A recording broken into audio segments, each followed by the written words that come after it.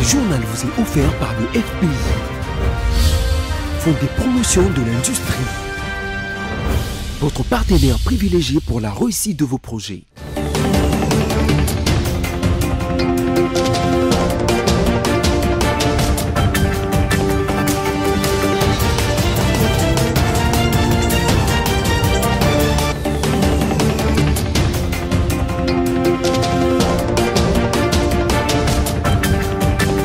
Madame, Monsieur, bonsoir et bienvenue à cette nouvelle session d'information sur BSC Télévision. Voici tout de suite les grands titres. En séjour dans la ville portuaire de Matadi, au cours d'un conseil provincial de sécurité, le vice-premier ministre, ministre de l'Intérieur, a donné des directives pour la sécurité du Congo central en présence de Grace Bilolo, gouverneur de cette province. Après leur audition, Minakou, Ramazani et Kambere sont interdits de quitter le pays. Ce parti politique de Joseph Kabila pense que le pouvoir en place aurait peur du retour de celui-ci dans la scène politique. Ferdinand Kambere a été joint au téléphone par votre rédaction. Le Fonds de promotion de l'industrie a remis 5 millions de dollars américains au ministre de l'Industrie comme contribution de son établissement à l'effort de guerre.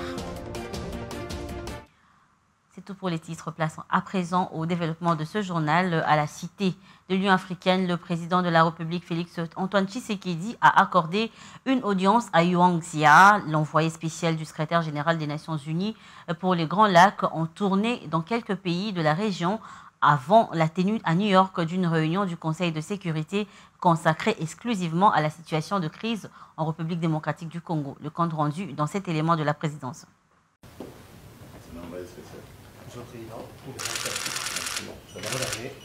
Le 4 avril prochain, le Conseil de sécurité des Nations Unies va tenir une importante réunion à New York consacrée exclusivement à la situation qui prévaut à l'est de la RDC. En prévision de cette importante réunion, l'envoyé spécial du secrétaire général des Nations Unies pour la région des Grands Lacs, M. Wang Xia, est en tournée dans quelques pays de la région. Reçu par le président de la République Félix Antoine Tshisekedi Tshilombo, M. Wang Xia a expliqué l'objet de sa mission au chef de l'État qui a fait à son tour sa lecture de la situation actuelle jugée très préoccupante. Au cours de cette même audience, M. Wang Xia a réitéré la volonté des Nations Unies d'accompagner la République démocratique du Congo dans la recherche d'une paix durable au regard des atrocités que vivent au quotidien les populations des provinces du Nord et Sud Kivu. Nous avons une situation de crise très inquiétante avec les dernières évolutions qui a aggravé encore davantage l'instabilité dans la région des Grands Lacs, notamment à l'est de la RDC. Avant d'aller à New York pour participer à une réunion du Conseil de sécurité consacrée à la région des Grands Lacs, qui aura lieu le 4 avril prochain. Une réunion qui va parler de cette situation de crise dans la RDC, de l'application de la résolution 2773 et aussi pour parler de la recherche d'une solution globale, durable, pour assurer la paix et la sécurité dans la région des Grands Lacs. Pour le haut fonctionnaire des Nations Unies, l'enjeu immédiat consiste à relever le défi de la désescalade sécuritaire occasionnée par la coalition AFC M23 parrainée par le Rwanda. Par ailleurs, l'envoyé spécial du secrétaire général des Nations Unies pour la région des Grands Lacs s'engage à poursuivre ses bons offices et à soutenir les deux processus de paix en cours, celui de Luanda et de Nairobi. Je vais l'annoncer tantôt que le Fonds de promotion de l'industrie a officiellement remis entre les mains du ministre de l'Industrie, Louis Watum Kabamba, une somme de 5 millions de dollars américains ce mardi 11 mars 2025 pour la contribution de cette entreprise publique à l'effort de guerre. La cérémonie a eu lieu à Kinshasa au cabinet du ministre qui a d'ailleurs salué ce geste qu'il qualifie de cœur des solidarités, de raison mais surtout de patriotisme. Reportage.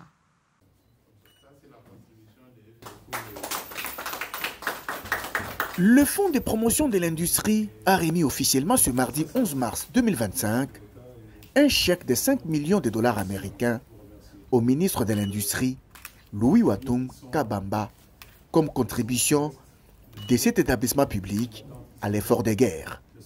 La cérémonie s'est déroulée à Kinshasa, au cabinet du ministre qui a beaucoup apprécié ce geste de cœur, des raisons, de solidarité et de patriotisme.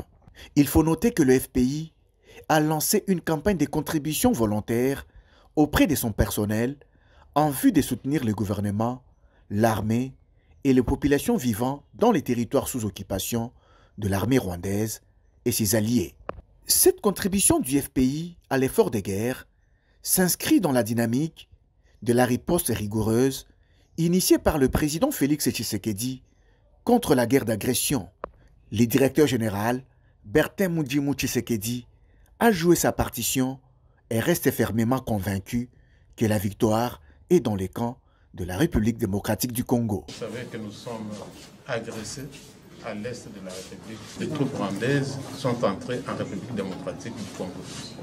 Il fallait alors venir en aide à la population qui éprouve beaucoup de difficultés en alimentation, en eau, etc. Et c'est ainsi que le ministre de l'Industrie nous a lancé un appel de participer à cette contribution. C'est ce que nous venons de faire tout à l'heure.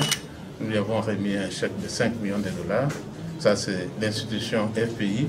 Mais il y a eu également des activités volontaires de contribution des agents qui s'élèvent à 5 000 dollars. Nous avons remis tout à l'heure, c'est la cérémonie à laquelle vous avez assisté.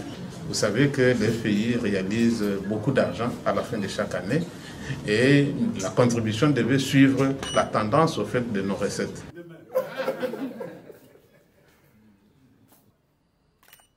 Et puis sachez que les retours des sénateurs au Palais du Peuple est prévu pour ce samedi 15 mars 2025 à 11 h pour la session ordinaire de mars. L'annonce a été faite ce mardi 11 mars à travers un communiqué signé par la Chambre haute du Parlement. Vous le savez tous comme moi que les Sénats ainsi que l'Assemblée nationale avaient clôturé le 13 février dernier leur session extraordinaire pour proposer justement au chef de l'État, Félix Antoine Tshisekedi, un plan de sortie de crise sécuritaire. Cependant, la session ordinaire de mars s'ouvre dans un climat particulier marqué par la guerre d'agression rwandaise à l'est de la RDC. En marge de son séjour dans la ville sainte de Jérusalem en Israël, le président de l'Assemblée national Vital Kamerhe a rencontré le président de l'agence israélienne de développement Machav, qui est une agence dépendant du ministère israélien des Affaires étrangères. Leurs échanges ont tourné autour des possibilités d'une coopération bilatérale entre les deux pays, spécialement en matière de développement du secteur agricole et de renforcement des capacités. Juliette Fika nous en parle. Le Machav est l'organisation responsable des conceptions, de la coordination et de la mise en œuvre des programmes de développement et des coopérations internationales d'Israël à travers le monde, en particulier dans les pays en développement. Lors des échanges avec le président de l'Assemblée nationale, Vital Kamerhe, à travers une présentation, la directrice du Machav a exhibé à la délégation congolaise l'expertise de l'agence israélienne de développement dans plusieurs domaines susceptibles à booster la République démocratique du Congo vers l'orbite du développement. L'accent a été mis sur l'agriculture qui renferme 50% de l'exportation israélienne. Le speaker de la Chambre basse du Parlement, Vital Kamerhe, a fait savoir que ces domaines est très intéressant pour la République démocratique du Congo qui, grâce à l'expertise israélienne, pourrait faire valoir sa potentialité agricole avec ses 80 millions de terres arables. Il ressort cependant de ces échanges que l'Israël est prêt à mettre à profit son expertise pour mettre en valeur l'immense potentiel agricole de la République démocratique du Congo. Tous les cadres du Parti du Peuple pour la Reconstruction et la Démocratie convoqués ont tous répondu présents à l'auditorat militaire le lundi 10 mars 2025, entre autres Emmanuel Ramazani Chadari, Oba Minakou et Ferdinand Kambere. À la question de savoir quelle a été la raison de ces invitations en gros et l'interdiction de sortir du pays, votre rédaction est entrée en contact avec l'un d'eux pour en savoir un peu plus. On écoute à ce sujet Ferdinand Kambere, secrétaire permanent adjoint du PPRD. Surprise, c'est l'auditorat militaire, comme s'il y avait quelque chose de si grave. alors que tout tournait autour des propos dans la bouche du camarade secrétaire, du camarade vice-premier ministre, vice-président, le camarade Doka, lorsque dans l'exhortation des SOMO après l'installation du comité, il exhortait le camarade à ce que nous quittions la léthargie, nous quittions les moments de divergence où même certains peut-être n'arrivaient plus au siège et qu'il fallait que les activités reprennent pour, dans la perspective de la conquête du pouvoir, participer aux élections de 2028. On était surpris qu'un petit extrait de ce discours avait été sélectionné par les services et que c'est sur ça qu'on est appelé à gauche à droite. Alors que nous donnons l'explication claire que c'était un commentaire d'un cadre du parti, un cadre du parti qui se trouvait être à face de ses camarades pour les exhorter à quitter la léthargie, à nous unir dans l'unité, dans une cohésion et commencer à agir ensemble, de chasser la peur. Le PPRD s'inscrit dans sa conquête en tant que parti républicain du pouvoir, conformément à la Constitution, conformément aux lois de la République. Ce communiqué est inconnu de l'auditorat. Alors, quelle autre interdiction viendrait sinon que d'une autorité judiciaire? Le ministre de la Justice n'est pas une autorité judiciaire, c'est juste un membre d'un pouvoir exécutif. Au Congo central, le vice-premier ministre en charge de l'Intérieur et Sécurité, Jacquemain Chabani, a présidé ce mardi 11 mars 2025 le Conseil provincial élargi de sécurité avec tous ses services et la 12e région militaire. À l'issue de cette réunion, ils ont également évoqué la question relative au lancement des comités provinciaux et locaux de sécurité pour la gestion, la défense et la gouvernance sécuritaire à partir de la base pour combattre l'insécurité dans la province. On écoute le compte rendu fait par le gouverneur Grace-Bilelo. Nous sortons d'une réunion de sécurité présidée par son Excellence Monsieur le Vice-Premier ministre de l'Intérieur. Et il était question qu'on puisse aborder 3 points à l'ordre du jour. Et le premier point, c'était la situation sécuritaire de la province, que j'ai donné l'économie. Et le deuxième point, c'était la communication de son Excellence Monsieur le Vice-Premier ministre et ministre de l'Intérieur. Alors, il nous a entretenu de sa mission en province du Congo central et aussi nous a annoncé les activités qu'il a prévues pendant son séjour dans la province. Et concernant sa mission, tous nous le savons, il est en province pour renforcer les capacités des comités provinciaux et locaux de sécurité. Et le deuxième point, c'est celui de lancer l'opération Ndobo dans toute l'étendue de la province du Congo central. C'était l'essentiel. Le troisième point, c'était pratiquement la situation sécuritaire qu'on ne va pas aborder ici à la presse. Son Excellence a donné des orientations fermes aux préoccupations des services de sécurité de la province. C'est ça l'essentiel de la réunion de sécurité. Nous allons faire la guerre par mer, par terre, dans les airs. Rappelez-vous des paroles prononcées par le vice-premier ministre, ministre de la Défense, Guy Kabombo, lors de son discours de l'autre fois. Et pour lier la parole à l'acte, le lundi 10 mars 2025, la force navale a accueilli son tout premier patrouilleur hôte de mer, qui est un navire de guerre destiné à l'action de l'État en mer. C'est au port de Boma qu'a eu lieu la cérémonie de réception de cet outil de mer par le vice-premier ministre en charge de la Défense nationale qui explique son utilité et leur demande d'en prendre bien soin. Ce patrouilleur, deuxième grande unité de la force navale, doit désormais marquer sa présence le long de notre frontière maritime et prendre en charge la problématique de défense et de sécurité liée à cette importante voie de communication avec l'accord reçu du président de la République et celui de la première ministre. Je vais m'employer à acquérir une autre unité très bientôt.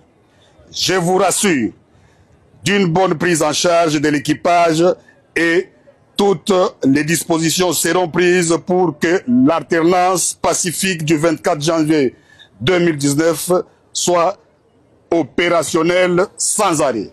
Ce patrouilleur hôte de mer est une arme de défense de l'intégrité territoriale de la République démocratique du Congo et marque ainsi l'action de l'État en mer.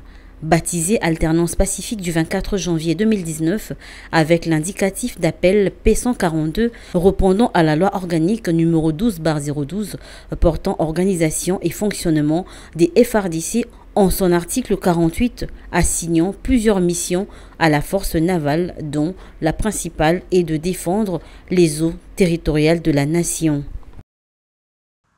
Poursuivons ce journal en mission officielle dans la province de la Chopo. Le vice-premier ministre, ministre de la fonction publique Jean-Pierre Liaou a dans son discours lors du lancement de la campagne des sensibilisations auprès des officiers de la police annoncé que la Caisse nationale de sécurité sociale des agents publics de l'État, SENSAP, intègre désormais plusieurs catégories jusque-là exclues de la couverture sociale, notamment les policiers, militaires et enseignants de l'EPST. On écoute le VPM en charge de la fonction publique. Conformément à la loi du 15 juillet 2022 portant régime spécial de sécurité sociale des agents publics, plusieurs catégories qui étaient oubliées par les passés ont été prises en compte dans le cadre de la politique de sécurité sociale des agents publics de l'État. J'ai parlé des policiers et des militaires, il y a aussi des enseignants de l'EPST qui ont beaucoup souffert de cet oubli. Et aujourd'hui, le président de la République nous a demandé de corriger les systèmes et c'est ce que nous avons fait.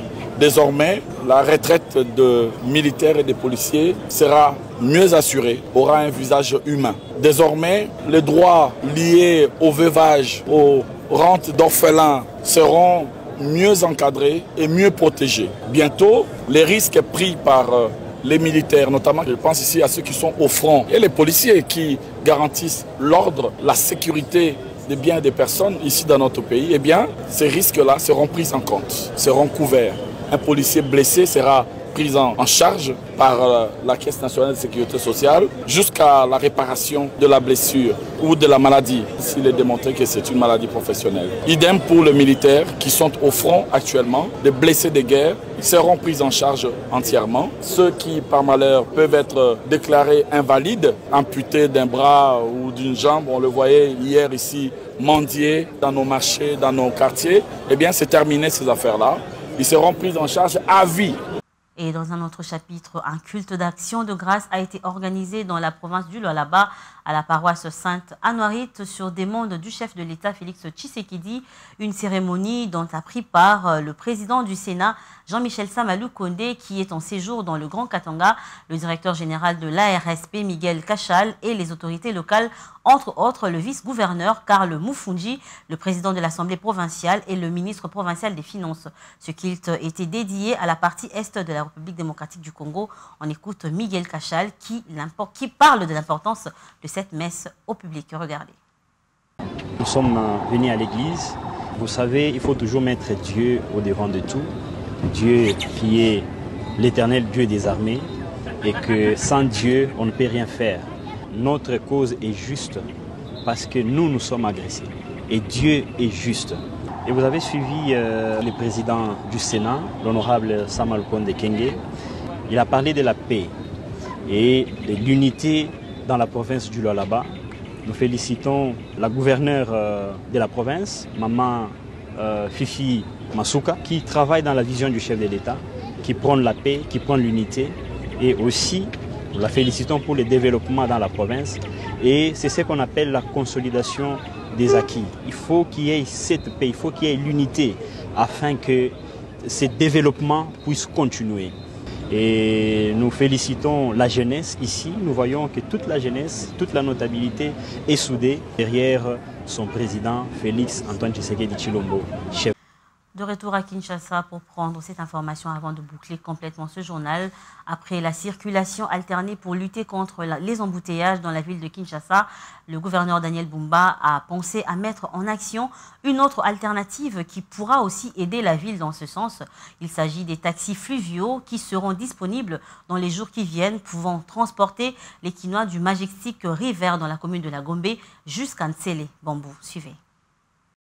Toujours dans le souci de lutter contre les embouteillages dans la ville-province de Kinshasa, Le gouverneur Daniel Bumba a souligné une urgence d'ouvrir la voie fluviale par la mise à disponibilité dans les prochains jours des taxis fluviaux. Le lundi 10 mars 2025, l'autorité urbaine a effectué une randonnée sur le fleuve Congo allant de Majestic River dans la commune de la Gombe jusqu'à Ntsele Bambou à bord d'un bateau en seulement 30 minutes pour la distance estimée à plus de 10 km. Il était accompagné du coordonnateur du projet de l'extension de la ville vers Maluku. Le gouverneur voulait s'assurer que toutes les dispositions, notamment sécuritaires, seront garanties avant le grand début de ce projet. Content, le premier citoyen de la ville de Kinshasa a invité tous les Kinois à s'approprier cette initiative qui sauve la ville de l'embouteillage. Pour sa part, le coordonnateur du projet d'extension de la ville de Kinshasa, Thierry Katembwe, souligne que ce projet veut rassurer en termes de timing, de sécurité, de confort psychologique et physique. Entièrement étudié, ce projet va révolutionner la vie des Congolais en général, mais plus particulièrement des Kinois. Dans quelques semaines, au total 22 taxis fluviaux seront mis en circulation pour plus de 50 000 personnes par jour. On passe à présent au rappel des titres. En séjour dans la ville portuaire de Matadi, au cours d'un conseil provincial de sécurité, le vice-premier ministre, ministre de l'Intérieur, a donné des directives pour la sécurité du Congo central en présence de Grace Bilolo, gouverneur de cette province. Après leur audition, Minakou Ramazani et Kambere sont interdits de quitter le pays. Ce parti politique de Joseph Kabila pense que le pouvoir en place aurait peur du retour de celui-ci dans la scène politique. Votre rédaction a joint Ferdinand Kambere à ces sujets. Le Fonds de promotion de l'industrie a remis 5 millions de dollars américains au ministre de l'Industrie comme contribution de son établissement à l'effort de guerre. Voilà, c'est tout pour ce soir. Merci à vous de nous avoir suivis et restez branchés au programme de BC Télévision. Quant à nous, on se retrouve prochainement et ce sera avec nous.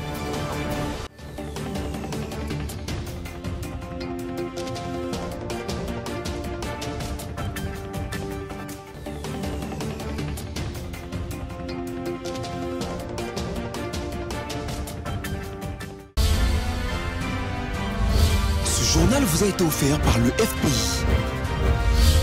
Fonds des promotions de l'industrie. Votre partenaire privilégié pour la réussite de vos projets.